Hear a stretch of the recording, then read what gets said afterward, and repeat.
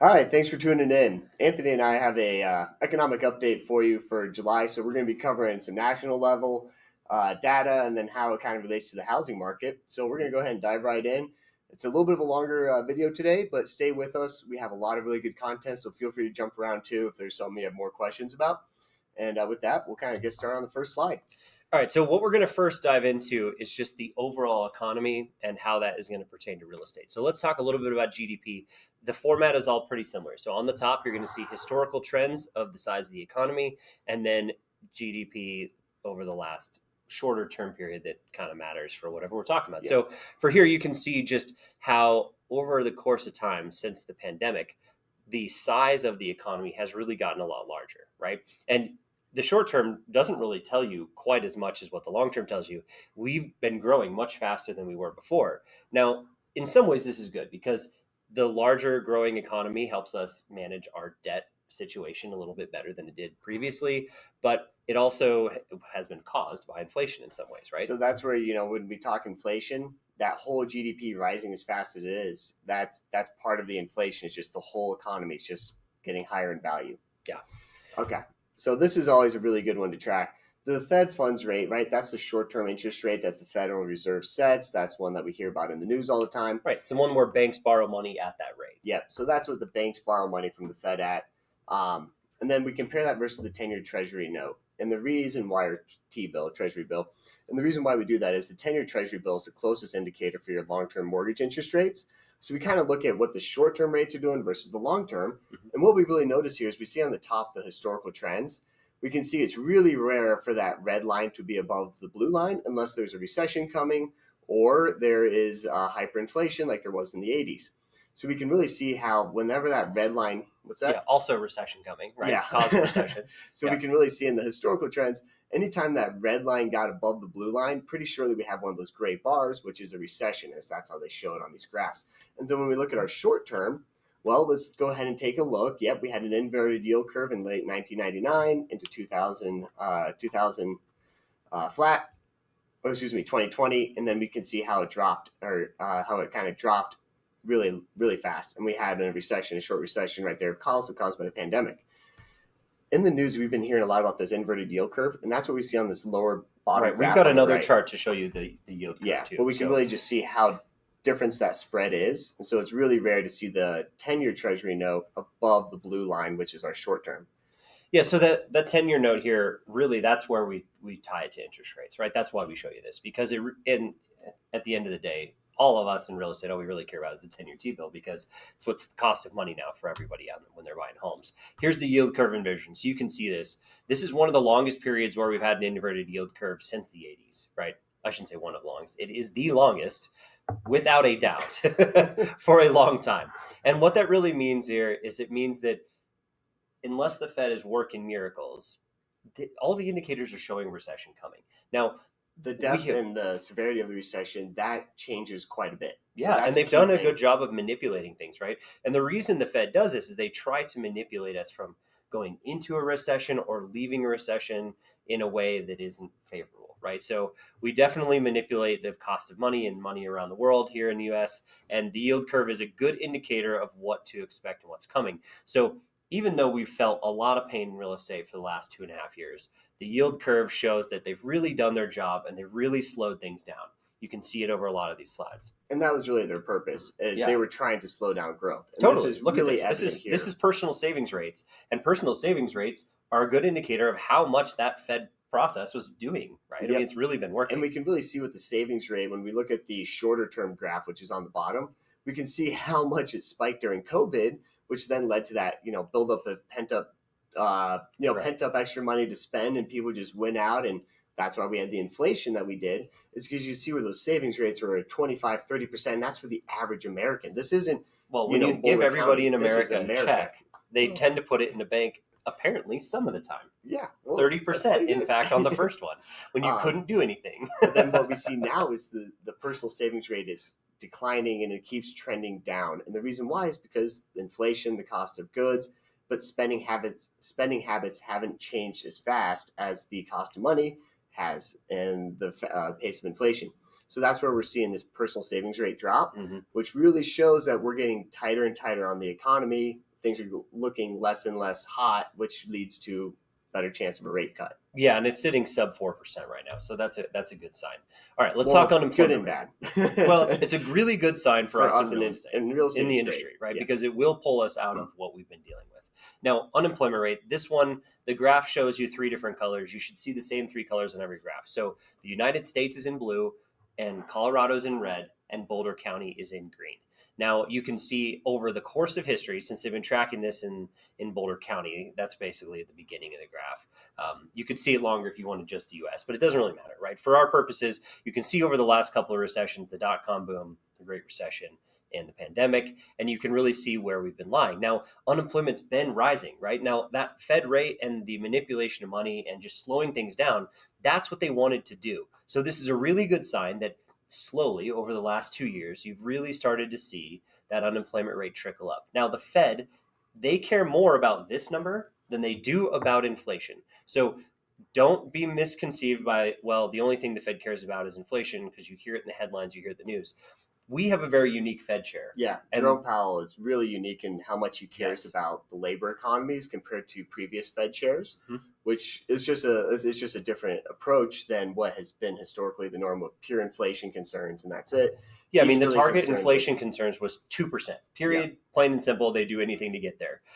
The unemployment rate could hit 9% and the Fed would still crank the screws down, right? Yeah. This Fed chair is very different. He's okay with having somewhere around a 3% inflation rate because the labor markets are really starting to respond so poorly, which is exactly what they wanted. Yep. And then we can really see how close, especially on the shorter term graph here on the bottom, we can just see how, pre-COVID, there's a large divergence between Colorado, Boulder County, and the country in our unemployment rates. During COVID, we had, after we got out of the peak of COVID, we once again had that divergence where we were much lower. And as you can see now, we're getting really close to being around the same, if not a little bit higher than the national level. And so it's interesting to see that both here in Colorado and Boulder County, our unemployment rate is rising a little bit faster than the national unemployment rate, which is always interesting. It is unique to see. Yeah, it's a unique period for Colorado and Boulder County. All right, so let's talk income because this is where we are not the same. Yeah. Now, here's the problem with this versus housing is, yes, income is much higher in Boulder County. It's higher in Colorado, but the cost of housing is exponentially higher than the incomes in the area. So that does create some issues, right? Because the affordability of housing in Boulder County is still unattainable to most, right? Even if they are making, $30,000-$40,000 a year more than the average American, the cost of housing is 30 or 40% higher in many cases, not just relative to their income in real numbers. So when you're talking about a $400,000 house as the median in the United States or a $700,000 house as the median in the area, it's very different, right? Yeah. So, but it is good to see. I mean, at least income has been tracking upwards way faster in Boulder County to help compensate for some of that housing cost. Yeah. And I think that's really important. And in Colorado, you've actually seen a little bit of the same where we're getting a little bit farther apart from the nation at all times. Yeah, we're more expensive and the jobs here have to pay more to attract good talent. Totally. All right, so here is where we make our big shift over to housing. And so Tucker and I have a lot of housing data for you to listen to, and we're going to show you. Yeah, this is a lot of good housing from national to local. Yeah, we're going to try to start following this trend every quarter for you so you can see. Feel free to take clips of this, share it out, do whatever you need. That's the NAR stats for the month, so you can see those.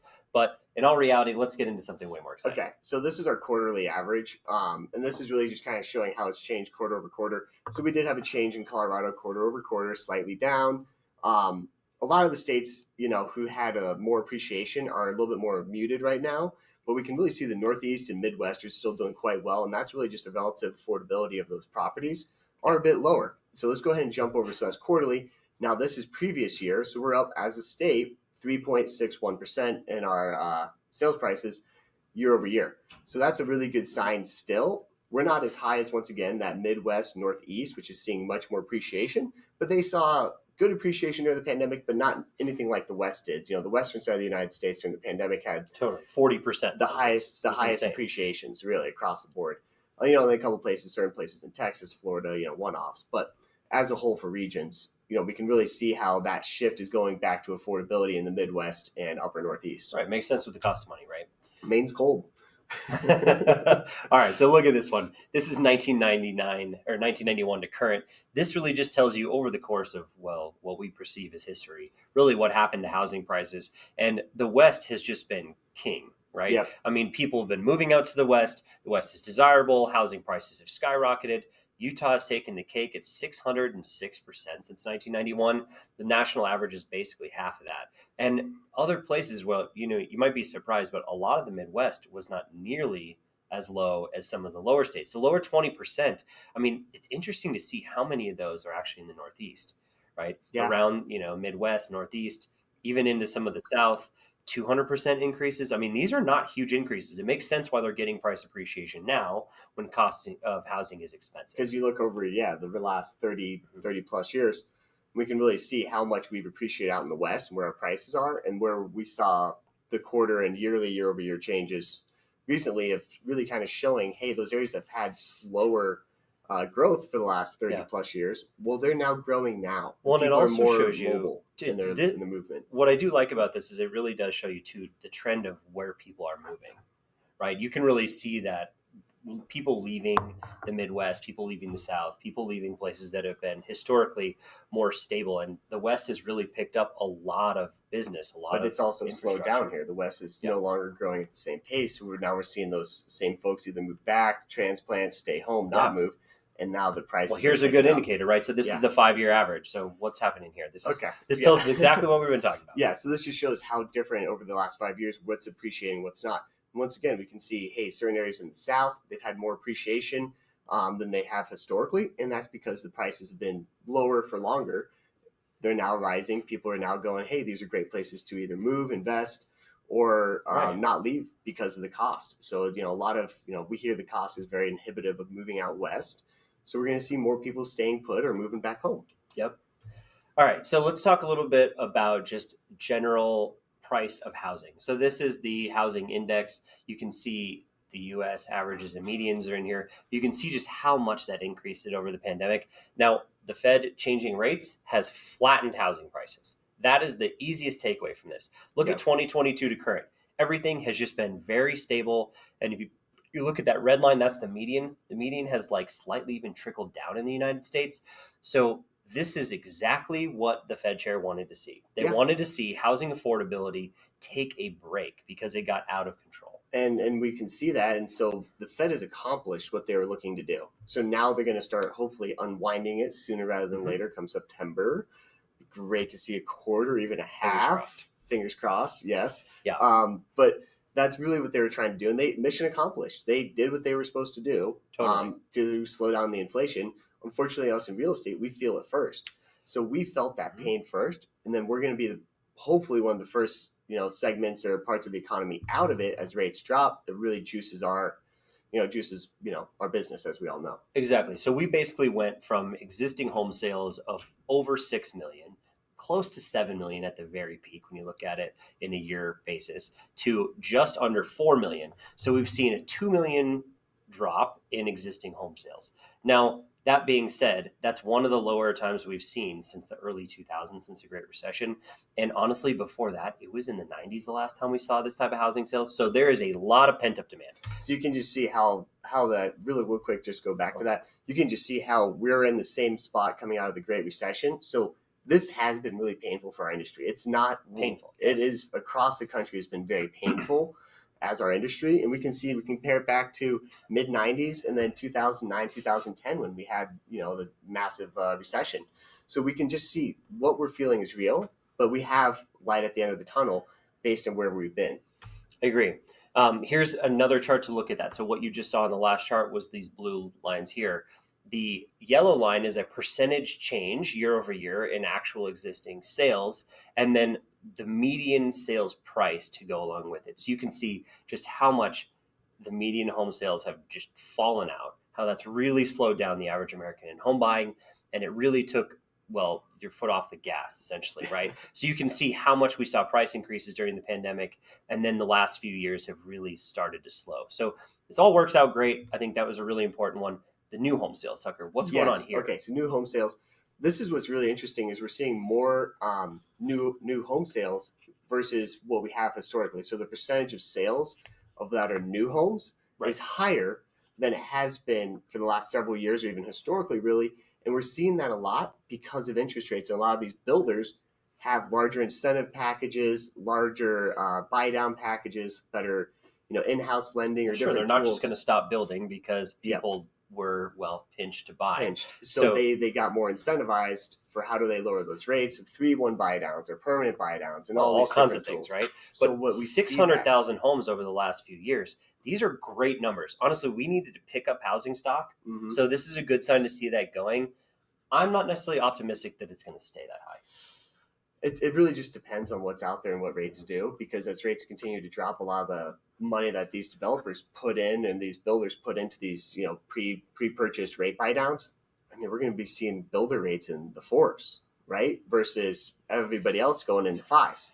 So Yeah, it's a could. wait and see to see what happens. But it's going to be interesting nationally what we see. Locally, just real quick, have been hearing more lots getting ready, more lots are being developed, so that's a good sign. That Yeah, is a really good sign. it is a ways out, but we are increasing. So there's been good activity locally. Yeah. All I hope is that this recession, or whether we're in one or it feels like we're in one in real estate for sure, doesn't cause the problems we had in the last recession, where home building went from basically 1.2 million a year all the way down to 300,000 and Yeah. just crippled the builder market. I don't see that happening necessarily, And the but causes have been a lot different. very I different. think the overall the lending world and the credit world is a lot stronger and more stable than they Yeah. were on that initial recession. And I mean that should have been a depression. Honestly, that was horrible. Totally. So getting back to what we're talking about. All right, Sorry. so existing home sales, we've talked a little bit about them, but let's talk a little bit about them by region. I think the biggest takeaways, if you look at them by region, is the West, where we are, has slowed down faster than most of the country. The South also felt the same pull. So that being said, those places are more cost of money sensitive than the others. Now, if you look at it here, you can see just how many solds had really dropped off. And we're really seeing where the Midwest and Northeast are staying more stable and increasing.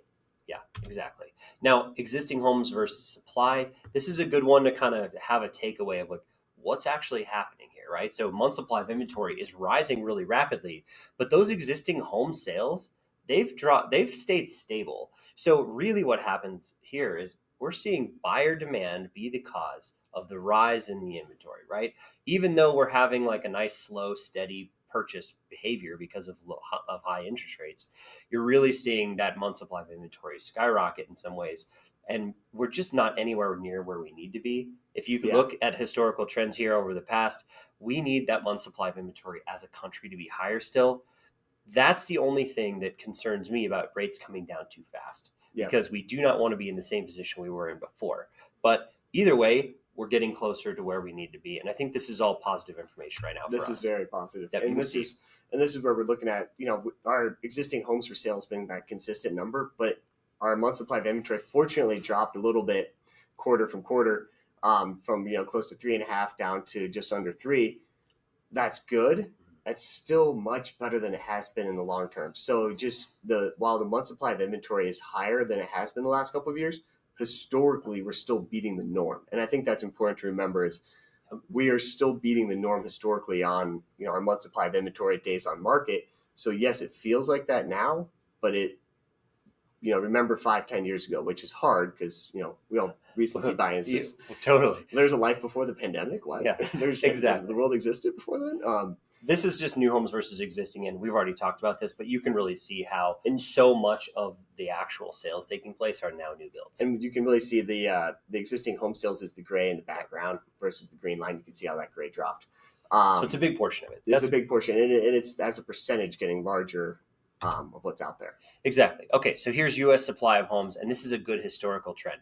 So what you can see is the seasonality when things are going well, what the seasonality looks like. Now, we've really been experiencing the same seasonality since about 2012, right? And here we are, where we're kind of rising in month supply. We're at 4.1 months right now. That's 1.3 million sales of existing home inventory. And you can see how that is slowly creeping back to where maybe pre-pandemic felt a little more normal. And so I think that's kind of the trajectory where we're looking at. But as interest rates change, that's going to stabilize again. And really, when we had stable interest rates for a long time, we really 2014 to like 2019, they may have changed a little bit, but they were way more stable than what we've been experiencing. Oh yeah, no, That's nothing exactly changed. what you can expect to They get didn't back they didn't to, I change think. at all in 2019. They did like 2 rate hikes of like Well, the 25 Fed, but basis like points. even over the course of that period, the T bill fluctuated all of like less than 1%. Yeah, So it was a really stable time. It was a really good growth time. I think that's exactly what you'll see us get back to. The real question is, how many years does it take us to get there? yeah, Right? Because and then we'll have some data on the yeah, some yeah, Fed we've got some in predictions. here for you. Towards the end, we have a really cool slide from the Federal Reserve. Yeah. So this is new. You can see here where we were at 2000 to current. Lots of new home sales. It's finally getting a ton of new home sales. I worry that the recession that is here in real estate is actually going to do to this. But like we talked about, this is a really good sign. We love Yeah, to see new builds coming onto the market. There has been a complete deficit in housing across the United States for far too long because of '08. So love to see this. yeah, Just it's a good happy to sign see it. as and especially as we get ready for what might be a better rate environment, which would Mhm. be busier season. It's nice to have extra inventory on the market. So this So let's is talk really rates. cool. All This right. is really So interesting. Tucker, I pulled this from the Fed meeting minutes back that the last time they met, and 19 Fed members is how many there are out there, So that's and why they there's all 19 blue voted dots. So basically. these are all the blue dots, one of each Yep. of the Fed members, and how they think. And so Right. this So is in for 2024, the Fed members said by the end of the year, what we expect to happen is the Fed rate to be at this. Right now, it's 5.25. That would be this top line where you can see over there on the left hand side. 4 Fed members said rates aren't moving. Now, a bunch of Fed members said we're going to see one drop. A bunch of Fed members said we'll see a couple of drops.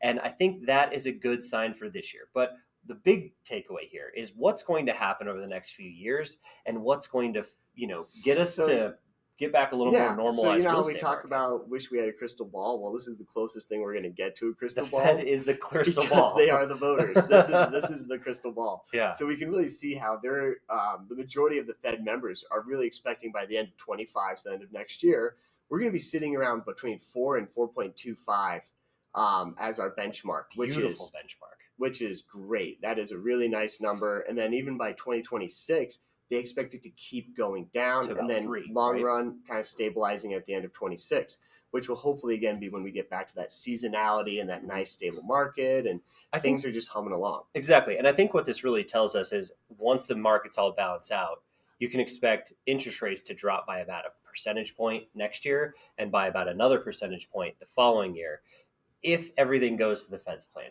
But the Fed telling you what they're expecting and what they're wanting to see, this is very, very different than what we've seen in past meetings. They finally feel like they did enough damage to slow things down and curb inflation and curb all the problems. Yep. So this is a good sign. Just wanted to share it with you because, well, it's coming straight from the Fed. This is the crystal ball. Yeah, exactly. If you're going to take anything to a savvy client Yeah. and talk about rates, and they want to know, hey, what's the best way to predict rates?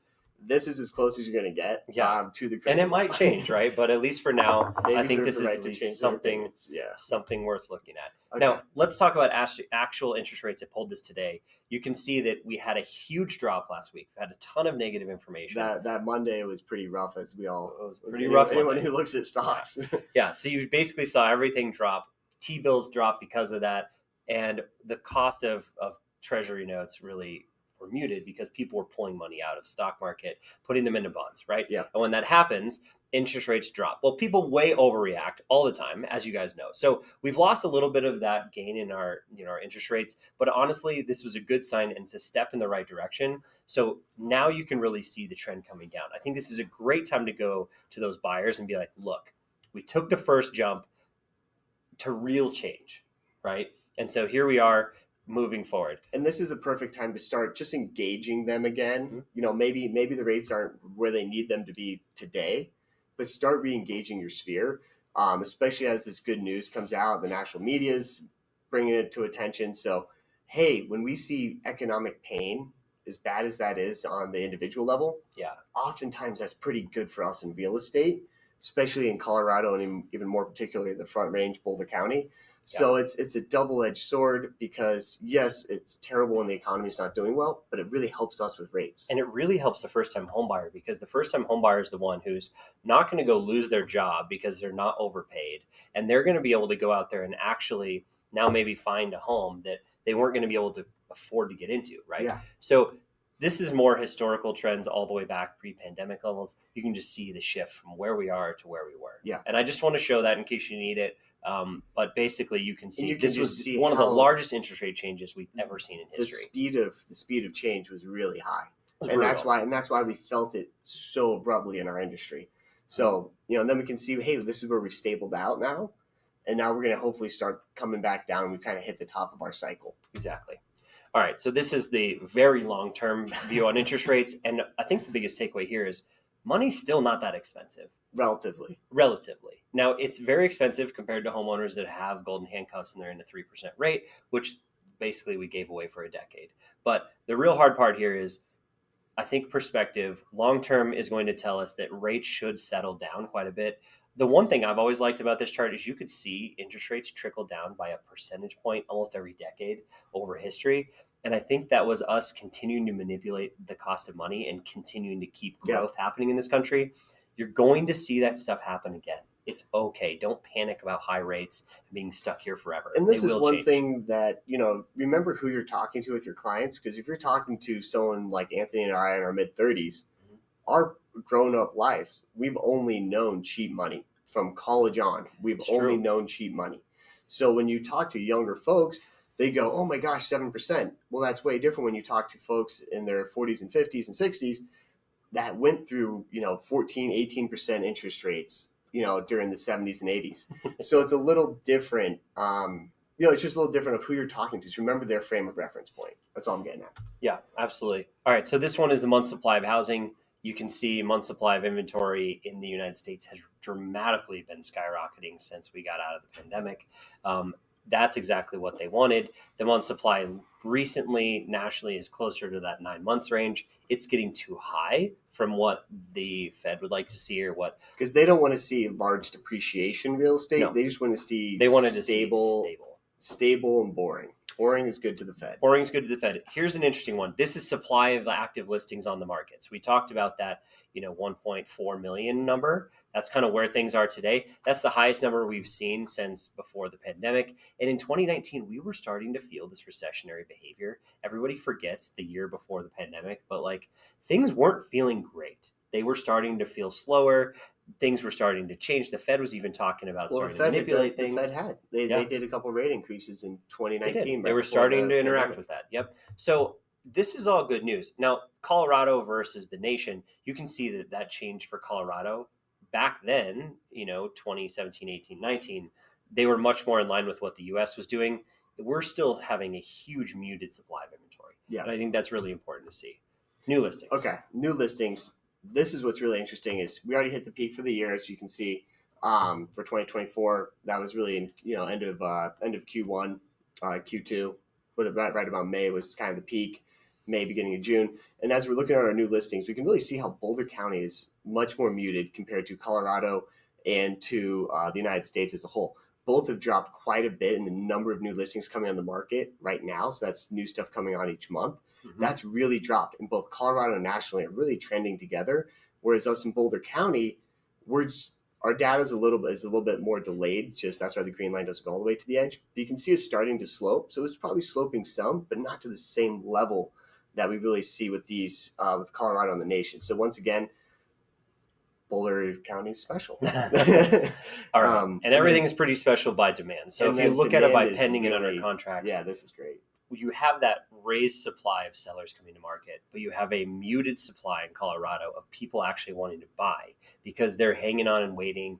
You have a little bit more affluent society here in some ways because so many more college educated, higher paying jobs, and they can afford to hang out and wait. So even though they may have bought more in the past, the U.S. has slowed substantially in the demand. And I think that's where you're seeing that huge rise in supply of inventory because basically all buyers are sitting on waiting. Mm-hmm. But you really see it across Colorado.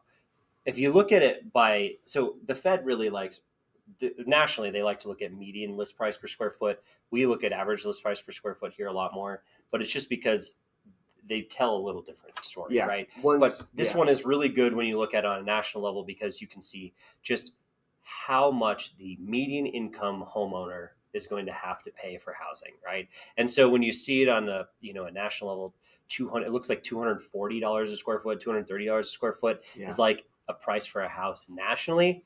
Now, there are places in Colorado you can definitely buy for that, but in Colorado as Not a often, whole, though. you're way more likely to get 300 or so a foot. Now, you can see the top line is Boulder, and it's just substantially more expensive. So you can really see the spread.